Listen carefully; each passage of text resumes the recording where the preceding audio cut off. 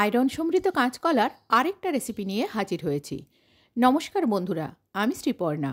অমৃতকুম্ভ চ্যানেলে আপনাদের সবাইকে স্বাগত জানিয়ে আজকের রেসিপি শুরু করছি। আজকের রেসিপি আলু কাঁচকলার পোস্ত।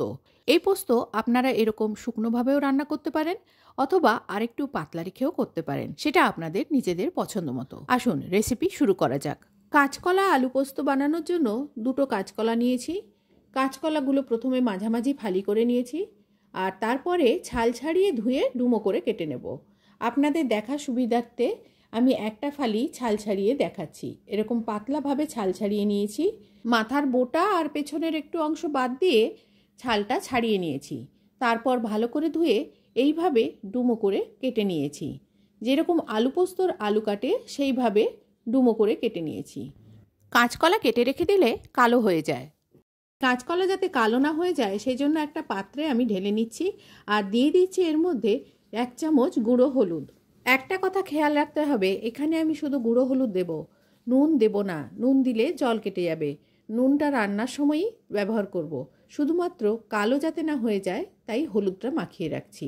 ডেসক্রিপশন বক্সে ডুমুরের একটা রেসিপির লিঙ্ক দেওয়া থাকবে, যেখানে ডুমুর কেটে কিভাবে সংরক্ষণ করে রাখবেন তার পদ্ধতি বলা আছে।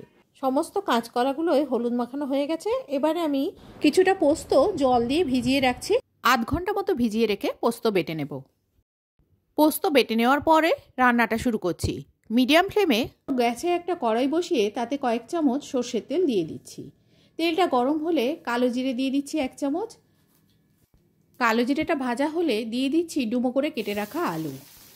দুটো মিডিয়াম সাইজের আলু ছাল ছাড়িয়ে ধুয়ে নিয়ে ডুমো করে কেটে নিয়েছি।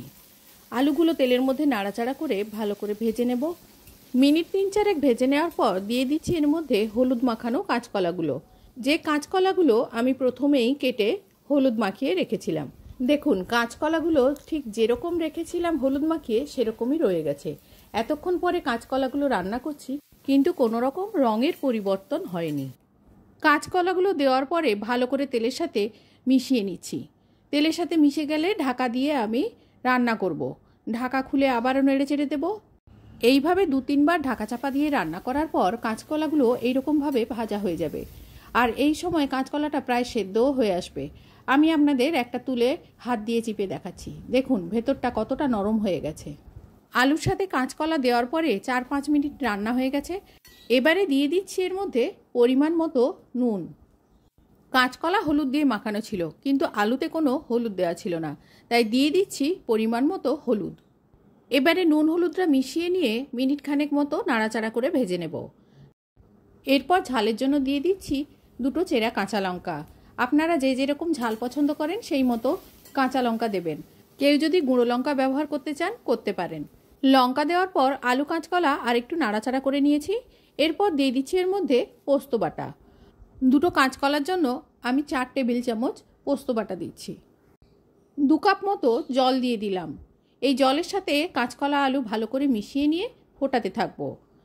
তরকারিটা আমি মাখো মাখো রান্না করব, তাই বেশি পরিমাণ জল দিলাম না। আপনারা যদি পাতলা খেতে চান, একটু গ্রেভিওয়ালা খেতে চান, তাহলে জলটা বেশি পরিমাণে দেবেন। এবারে আলু আর কাঁচকলা জলের সাথে ভালো করে মিশিয়ে নিয়ে ঢাকা দিয়ে মিনিট 3-4 ফুটিয়ে নেব।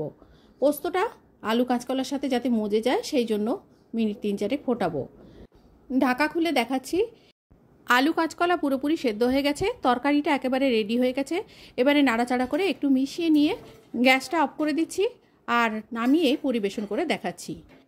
আলু পোস্ত হোক বা কাঁচকলা আলু পোস্ত হোক, যে ধরনেরই পোস্ত হোক না কেন, এর সাথে কাঁচা লঙ্কা কিন্তু অবশ্যই খাবেন।